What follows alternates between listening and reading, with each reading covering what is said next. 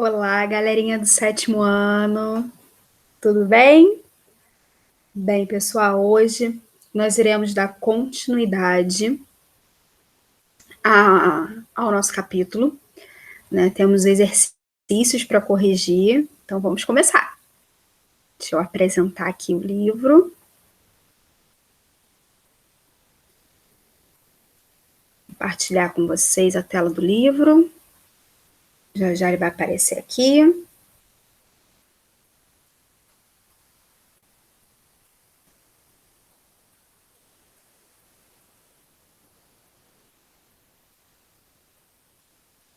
Pronto.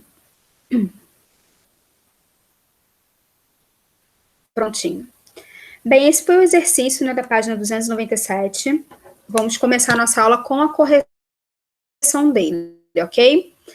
Bem, deixa eu preparar aqui a canetinha. Nas frases abaixo, marque V para verdadeiro e F para falso. Em seguida, está pedindo para a gente corrigir as alternativas falsas. Letra A. O comércio de escravizados era bastante lucrativo e determinou a economia das colônias no Brasil. Correto, verdadeiro. Apesar da longa duração da escravidão no país, né, o Brasil foi o país que menos adquiriu escravizados no mundo. Super falso, pessoal. Letra C. A escravidão no Brasil durou apenas algumas décadas? Outra muito equivocada. Bem, pessoal, então agora vamos à correção, né? Apesar da longa duração da escravidão no país, o Brasil foi o país que menos adquiriu escravizados no mundo? Galera, o Brasil foi o país que mais adquiriu escravizados no mundo, né? Tem aqui até cerca de 4,8 milhões de pessoas, de acordo com os estudos mais recentes. Letra C. A escravidão no Brasil durou apenas algumas décadas? De jeito nenhum. Durou cerca de 300 anos a escravidão no nosso país. Ok, pessoal? 2. Complete as frases a seguir utilizando as palavras abaixo, ok? O pontinho, pontinho, era o dono da propriedade e a pontinho, pontinho, sua moradia e de sua família. O senhor de engenho era o dono da propriedade e a casa grande era sua moradia, né, e da sua família. Letra B. O trabalho da maior parte dos escravizados do engenho era o cultivo dos canaviais. Letra C. A, pontinho, pontinho, era o local onde se encontravam, né, as máquinas de moer, a cana, as fornalhas, né, e outros objetos utilizados na produção do açúcar. A casa de engenho, pessoal.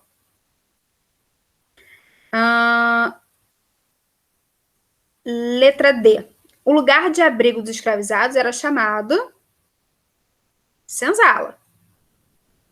Ok?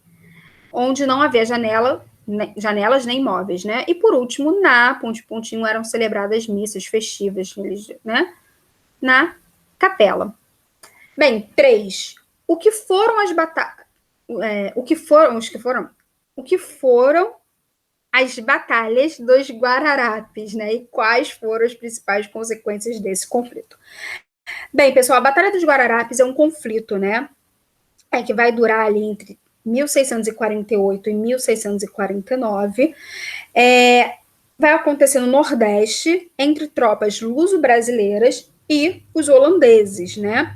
As principais consequências dessas batalhas foram a falência, né, dos negócios ali dos holandeses no Nordeste e, consequentemente, a partida, né, a saída desses holandeses efetivamente em 1654. Beleza? Bem, agora nós iremos avançar no nosso conteúdo e vamos falar sobre mineração no Brasil. Bem, nós vimos na aula passada, né, a questão do bandeirantismo, né? Uma das funções do bandeirantismo era explorar o território, né, atrás de indígenas que pudessem ser escravizados, mas também e principalmente a busca por metais preciosos. Pelo Tratado de Tordesilhas, né, a parte que cabia à Espanha, ela era riquíssima em ouro e prata, né? O ouro e a prata dos incas, dos astecas. Do Brasil, a parte que coube a Portugal, inicialmente você não encontra ouro, né? Porque é a parte litorânea, vamos dizer assim. E esse desejo, na verdade, de conseguir encontrar metais preciosos sempre esteve presente na coroa portuguesa. Portanto, né, tanto que o Tratado de Tordesilhas ele vai ser ali burlado porque esses bandeirantes, né, enfim, eles vão estar sempre buscando locais de possível mineração. E eles vão encontrar, ok? O ouro estava no interior, né, na capitania, que viria a ser mais tarde a região das Minas Gerais, né? Nessa época pertencia à capitania de São Vicente, esse território, e assim começa a mineração do Brasil. Lembrando que quando o ouro é encontrado no Brasil, ali por volta de 1770, o reino português vai decidir controlar e cobrar impostos sobre essa extração. Ele não vai deixar isso solto, né? Haviam vários impostos, tá? Sobre mercadorias trazidas de outras partes da colônia, por exemplo, sobre o uso de estradas, de pontes, enfim, né? Diversas cobranças. Mas, sem dúvida nenhuma, um dos principais mecanismos de controle, né, de fiscalização dessa área mineradora foi a criação das casas de fundição, para que todo o ouro extraído na região das minas fosse fundido. Por quê? Porque dessa forma se dificultaria o extravio, o roubo, né, desse ouro. Porque quando o ouro ele circula de diversas formas, ouro em pó, ouro em pepita, ouro em barra, você consegue desviar, né? O ouro em barra, quando ele entra na casa de fundição, ele é devolvido, né, em barras com selo real. Então, só poderia circular na colônia o ouro dessa forma, com selo real. E, né, nas casas de fundição já eram cobrados impostos, ou seja, você deixou lá 100 quilos de ouro. Você vai receber 80 quilos de ouro. Por quê? Porque o quinto, por exemplo, que era o principal imposto da colônia, já ficava na casa de fundição. Ou seja, a coroa conseguiu bolar uma estratégia para concentrar a arrecadação dos impostos. Mas lógico, pessoal, que o contrabando continuou existindo, né? Com o imposto do ouro cobrado pelos portugueses era alto, muitos mineradores contrabandeavam, né, o ouro para não pagar esse tributo, né? Principalmente o quinto. E aí, né, existiram várias formas de contrabandear esse ouro, né? Uma das mais famosas é que deu origem ao Santo do Pau Oco, porque muitas pessoas escondiam, né, pequenas pedras de ouro dentro, né, dos santos e passavam ali despercebido, né, achando que estavam indo rezar, enfim, mas na verdade elas estavam contrabandeando o ouro. Além do ouro, também ali na região do atual Mato Grosso foram encontradas e também no estado de Goiás, né, foram encontrados diamantes. Tá? Isso é bem importante de falar. E também nas próprias Minas Gerais, ali no Arraial do Tijuco, né, que hoje em dia se chama Diamantina, né? A cidade de Diamantina exatamente por causa dos diamantes. Ou seja, essas riquezas naturais não estavam no litoral, estavam no interior. E aí, obviamente, com o aumento da mineração, né, vai rolar também o aumento do tráfico de escravizados. A mão de obra utilizada nessas minas é exatamente a mão de obra escravizada. Então, o volume do tráfico, né, transatlântico para a América Portuguesa vai se tornar, já era, né, o maior do mundo, vai duplicar na primeira metade do 800, né, e só vai crescer, ok? Aqui tem alguns dados bem interessantes. E o trabalho dos escravizados nas minas, o que eles realizavam, né? O que eles faziam? Eles garimpavam ouro, né, nas margens dos rios, eles passavam muitas horas imersos na água, né? Ou então em túneis subterrâneos, né? Em busca dessas minas. O fato, pessoal, é que a vida de um escravo, de um escravizado de mina, né, era muito curto. O tempo de vida era muito curto porque era um trabalho exaustivo, realizado em péssimas condições, né? Contraíam doenças e morriam, né, em poucos anos de trabalho. Aqui era muito comum que os escravizados mineradores contraíssem doenças e morressem em poucos anos de trabalho. Então, essa rotatividade de novos escravizados também era alimentada pela altíssima mortalidade, né, de um trabalho realmente exaustivo. E aí, pessoal, onde tem escravidão, sempre vai ter resistência, tá? Na época da mineração, os escravizados também resistiram, né, a essas péssimas condições. Geralmente eles fugiam, né, para viver nos quilombos. O maior quilombo ali da região foi o quilombo de Ambrósio, localizado no município de Cristais, em Minas Gerais. Ele foi fundado em 1726, né?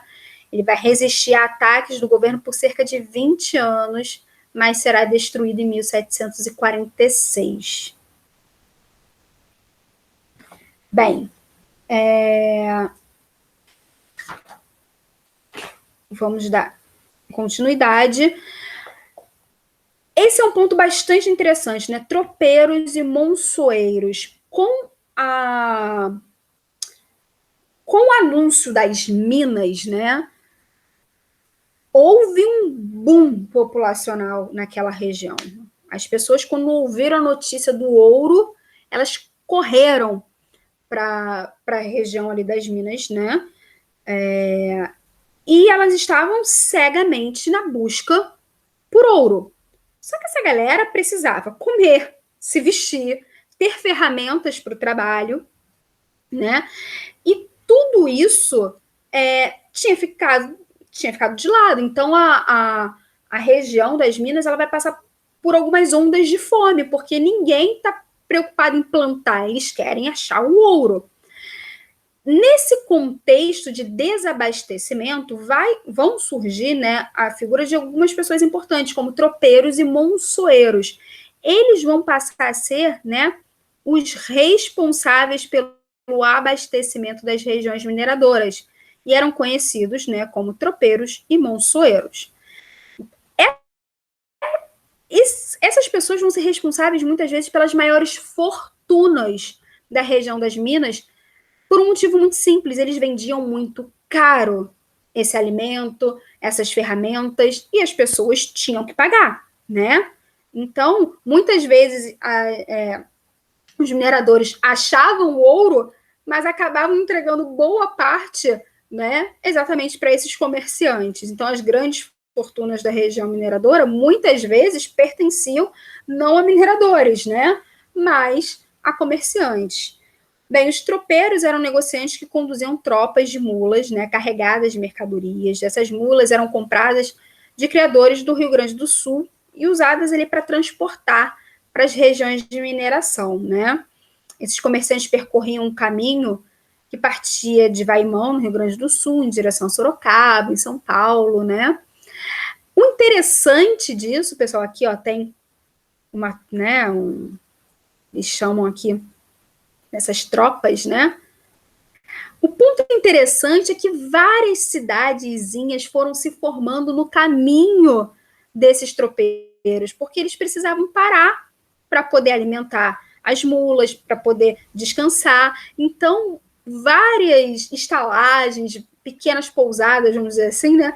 Elas foram surgindo no meio dessas rotas e foram dando origem a cidades, ok? Entre a região mineradora e a região produtora de alimentos, né? Enfim. As monções eram expedições feitas pelos rios, né? Os tropeiros, eles eram, as caravanas de tropeiros eram geralmente por terra, e as monções geralmente feitas pelos rios, né? Os comerciantes ou monçoeiros utilizavam grandes canoas, né? E iam principalmente pelo rio Tietê, né? Exatamente, trazendo mercadorias de outras regiões para abastecer a região mineradora. Aqui, pessoal, na página 301, nós temos uma atividade bastante importante e eu gostaria que vocês pausassem esse vídeo, fizessem essa atividade e, em seguida, dessem novamente o play para a gente poder corrigir, ok? Então, pausando. Vocês pausaram o vídeo, vocês fizeram a atividade e agora estão retornando para a correção, ok? Bem, número 1 está perguntando assim: explique como funcionava o controle de Portugal sobre a exploração do ouro nas minas.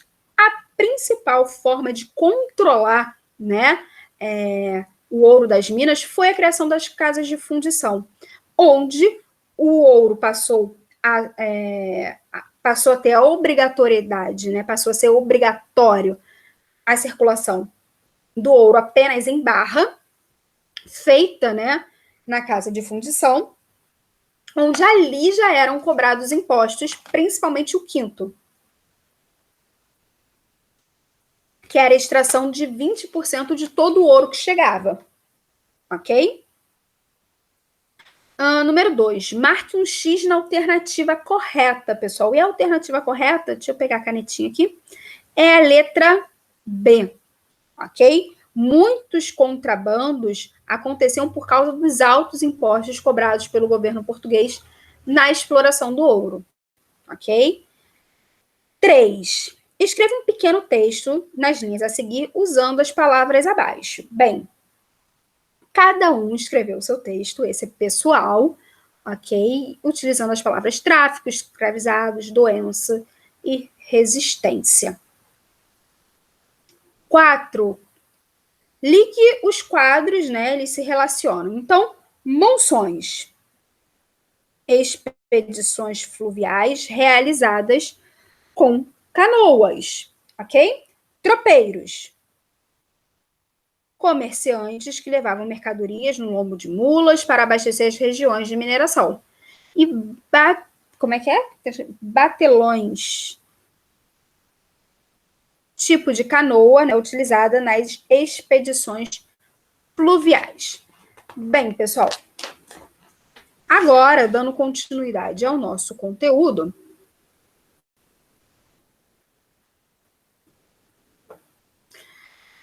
nós iremos falar de algumas revoltas, né, que aconteceram ali no século XVIII, né? Existiram conflitos em diferentes regiões da colônia, tá? As causas vão estar relacionadas, entre outros motivos, à crise econômica que Portugal estava ali atravessando no final do século XVII. Portugal vai perder quase 400 embarcações de sua frota, o prejuízo do comércio do açúcar vai ser enorme. Enfim, Portugal estava passando por problemas financeiros graves, o que vai fazer com que Portugal aumente, né, os impostos da colônia, o que vai causar enorme descontentamento, né? Então, aqui, entre os principais conflitos, o livro vai mostrar para a gente alguns, ó. Vai falar de alguns, né? Guerra dos Emboabas, Guerra dos Mascates, da revolta do Filipe dos Santos. Bem, vamos começar aqui com a Guerra dos Emboabas, né? O conflito conhecido como Guerra dos Emboabas vai acontecer na região ali das Minas Gerais, entre os bandeirantes paulistas, né, que descobriram a região mineradora, então eles vão se achar donos, né, da região e vão querer explorar exclusivamente eles, né, vão querer explorar de forma exclusiva a região contra a coroa portuguesa, né, porque quando acontece, né, a notícia, quando chega a notícia que foi descoberto ouro nas Minas Gerais, lá em Portugal, a galera fica enlouquecida e vários portugueses vão chegar na região querendo também explorar, né? E vão dizer que não, eles são os verdadeiros donos das terras, porque eles pertencem à coroa, né? E vai rolar ali uma guerra, né? Um confronto. Os paulistas vão ser derrotados, tá? E aí eles vão começar novas bandeiras, né? E vão acabar descobrindo ouro em outros locais também, como, por exemplo, o Mato Grosso, ali perto, no atual Mato Grosso, perto ali próximo a Cuiabá, que atualmente seria o estado de Goiás, essa região onde eles vão encontrar ouro. Guerra dos Mascates, né? No começo ali do século XVIII, os senhores de engenho de Olinda tiveram graves prejuízos por causa da guerra, né, com os holandeses. Nesse período, os comerciantes portugueses, chamados de mascates, estavam fazendo fortuna. Entre as principais atividades estava exatamente um empréstimo de dinheiro a juros altíssimos, né? Os senhores de engenho de Olinda se viam obrigados a ter que pegar esses empréstimos com os mascates para poder conseguir, né, dar aquele up na produção de açúcar. Só que em 1709, o governo português, né, vai decretar que Recife passaria a ser uma vila independente de Olinda. E isso não vai cair bem, né, para os senhores de Olinda, que vão dizer que o rei estava favorecendo os mascates, né, os comerciantes portugueses, e aí então vai começar um conflito, né, com a invasão de Recife pelos holandeses. E em 1711 foi a vez dos mascates de Recife atacarem Olinda, o governo português vai interferir no combate, né, prendendo líderes ali do movimento. Só que vai ter perdão de partes da dívida dos senhores de engenho. Recife vai passar a ser sede administrativa de Pernambuco, mas meio que o conflito vai esfriar, né? Revolta de Filipe dos Santos, ela vai acontecer em 1720, ali atual, em Vila Rica, né, atual Ouro Preto. Mineradores liderados pelo tropeiro Filipe dos Santos e pelo minerador Pascoal da Silva Guimarães vão organizar uma revolta contra o governo português. Esses revoltosos, né, que eram cerca ali aproximadamente 2.000 pessoas, vão dominar a Vila Rica por alguns dias, tá? Eles vão exigir a diminuição do valor dos impostos, também do preço dos alimentos e o fim das casas de fundição, que era exatamente onde se concentrava, né, a cobrança desses impostos. O movimento era grande e foi violentamente reprimido pelas autoridades, tá? O Filipe dos Santos, por exemplo, ele foi condenado à morte. Ainda em 720, o governo português vai manter as casas de fundição e vai desmembrar a região das Minas em 2 capitanias, né? São Paulo e Minas Gerais, porque antes era uma capitania só, ok? O objetivo, obviamente, ao dividir, era melhor controlar a região. Bem, vamos falar sobre a expansão do território brasileiro. Bem, como eu falei, o Tratado de Tordesilhas ele não vai ser muito respeitado, não, né, pessoal? Nessa vontade de achar ouro, né, na parte que cabia aos portugueses, o Tratado de Tordesilhas vai sendo aos poucos invadido e até que o Brasil vai ampliar o seu território. E aí nós vamos ver algumas dessas formas, né, de ampliação, né? e estão sempre ligadas a essa questão do ouro, né? Principalmente, sempre não, mas principalmente, né? Como os caminhos trilhados pelos tropeiros e monçoeiros eram longos, era preciso descansar e se alimentar. Eu já falei isso para vocês. Quando eles iam parando, né, eles iam ali precisando de locais para dormir, para alimentar os animais, né? As famosas estalagens foram surgindo e as margens, né, desses pontos de parada foram sendo fundadas vilas que mais tarde viraram cidades, né? Aqui nós temos fotografias da década de 30, né? Que mostram alguns pontos de parada que ainda existiam, né? Desses tropeiros. E aí agora nós vamos falar dos tratados de delimitação de fronteiras, né? No século XVIII, Portugal e Espanha vão assinar vários tratados, tá, pessoal? Com o objetivo exatamente de demarcar essas fronteiras. O Tratado de Madrid, por exemplo, é de 1750. Ele vai criar o princípio do... Criar não, né? Mas ele vai estabelecer o princípio do ut possidet, tá? O que isso quer dizer, né? Deixa eu marcar aqui. Definindo que o direito a um território pertence à nação que efetivamente ocupa. Ou seja, se você entrou naquele território, ocupou, começou a colonizar, é seu, ok? E é com base nisso que a área portuguesa vai aumentar consideravelmente, né? E o Tratado de Tordesilhas vai cair. Após ser invalidado, né, por um curto período, o Tratado de Madrid teve seus princípios retomados em 1777, com o Tratado de Santo Ildefonso. Bem, esse último, né, contrato, né, a Espanha ficava com a colônia de Sacramento e os 7 povos das missões localizadas na região sul, né? E em 1801, com o Tratado de Badajoz, a região dos 7 povos passa a ser de domínio português. Essa é a região, pessoal, né, disputada, né, que hora vai para a Espanha, hora vai para Portugal, enfim. Bem, outro ponto importante é que a colônia muda a sua capital.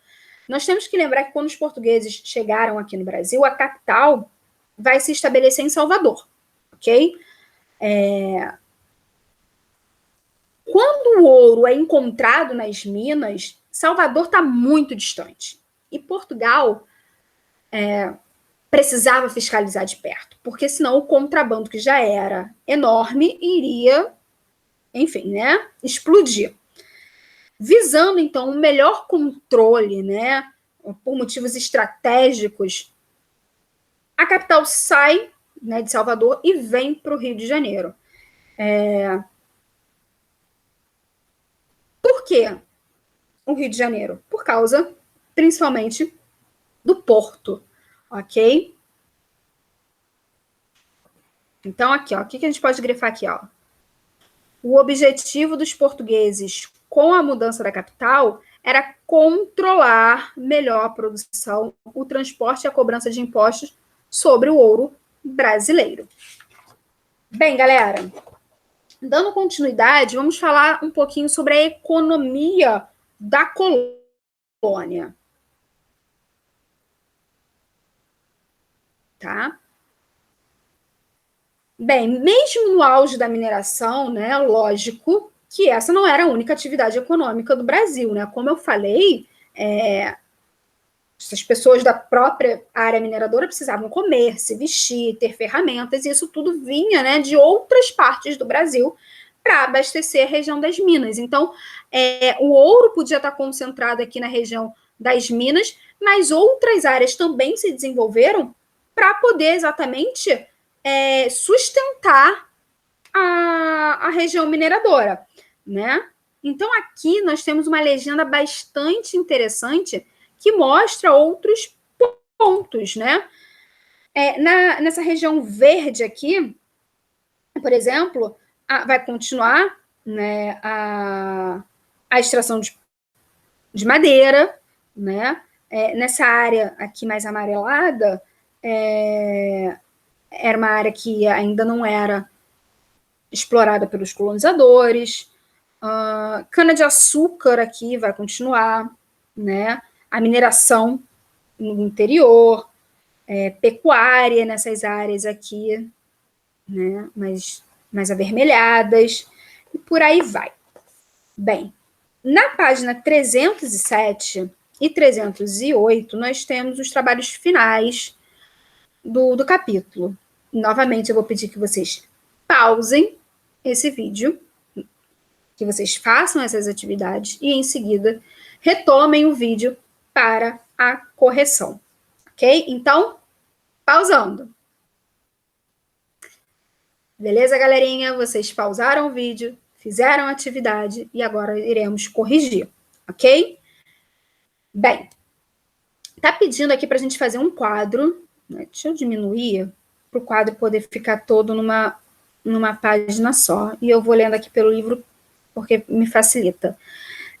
Nome do conflito ou da revolta na primeira coluna e aqui como ocorreu. Então, na primeira parte, ele já deu aqui o nome do conflito, que é a Guerra dos Emboabas. E aí ele está perguntando como é que essa guerra aconteceu, né? Vai ser um conflito entre as pessoas que descobriram, né, os bandeirantes que descobriram a região mineradora, e os portugueses que vão chegar querendo também explorar a região. Para saber quem iria explorar a região, eles vão entrar ali num conflito e os paulistas, né, vão perder. Bem, esse aqui ficou bem pequenininho, vou ter que ler pelo livro. Disputa de poder entre senhores de engenho e comerciantes portugueses, conhecidos como os mascates, na região de Olinda. O conflito gerou um ataque em Recife, chegando ao fim com a intervenção do governo português. O nome, Guerra dos Mascates. Por último, ele dá aqui o nome, né, Revolta de Filipe dos Santos. Essa revolta ela vai acontecer ali na região das Minas Gerais e ela vai ter como principal motivo os altos impostos, o aumento do preço dos alimentos, nessa contestação dos moradores das Minas, né, com a coroa portuguesa. Uma das principais reivindicações deles era o fim das casas de fundição. Beleza? 2, deixa eu ampliar aqui agora. 2, está pedindo para a gente marcar um X na alternativa correta. E a correta, galerinha, é a letra B. Com a descoberta das minas de ouro e diamante, houve um grande fluxo de mineração. Formaram-se várias vilas e cidades no interior do território. 3, cite o nome de algumas cidades fundadas ali no século XVIII por causa do deslocamento de pessoas para as regiões de mineração. E aqui, né, o livro fala para a gente, por exemplo, a cidade de Pirinópolis, né, Corumbá, Jaguará, em Goiás, próprio Ouro Preto e Diamantina também, tá? Bem, vamos lá agora para a próxima página, página 308.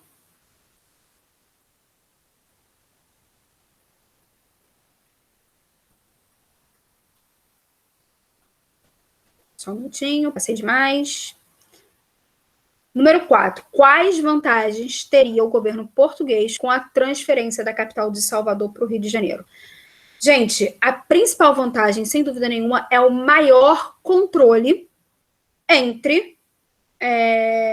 maior controle da região mineradora. E ali também é uma área estratégica, porque ele está no meio, né? Então, ele ainda tem acesso ao Nordeste e também ao Sul, que é uma área que está sendo bastante disputada pela Espanha. 5 está pedindo para a gente completar a frase com umas palavras aqui do 4, né? Então, vamos lá. No século XVIII, alguns tratados assinados entre Portugal e Espanha delimitaram as fronteiras da colônia. O tratado assinado entre Portugal e Espanha em 1750 ficou conhecido como Tratado de Madrid. C. O Tratado de Madrid foi orientado pelo princípio do... É uma expressão em latim. Uti possidetis. Ok? Que definia o direito de um território permanecer à nação que efetivamente ocupasse, né? De acordo com o pontinho de 1777, que é o Tratado de Santo Ildefonso, né? A colônia de Sacramento e de Sete Povos das Missões ficaria sob domínio espanhol. Letra E. O tratado que definiu que a região dos Sete Povos das Missões fosse incorporada, né, novamente ali ao território português, na colônia foi Tratado de Badajoz, que é de 1801. 6 está pedindo para a gente marcar um X na alternativa correta sobre a economia da colônia no século XVIII. E a correta é a letra C. Entre as atividades econômicas desse período estavam a extração do pau-brasil, produção de cana-de-açúcar, a mineração, a pecuária e a extração de drogas do sertão. Drogas do sertão, por exemplo, são chamadas especiarias, né, da América. Guaraná, enfim, erva mate, entre outras. Ok, pessoal? Bem, sendo assim, nós finalizamos o capítulo. Deixa eu parar aqui a apresentação para eu poder me despedir de vocês. Bem, galerinha, a partir do nosso próximo encontro, nós iremos dar início ao capítulo 9, né, o capitalismo. Então, até a nossa próxima aula. Grande beijo, pessoal. Tchau, tchau.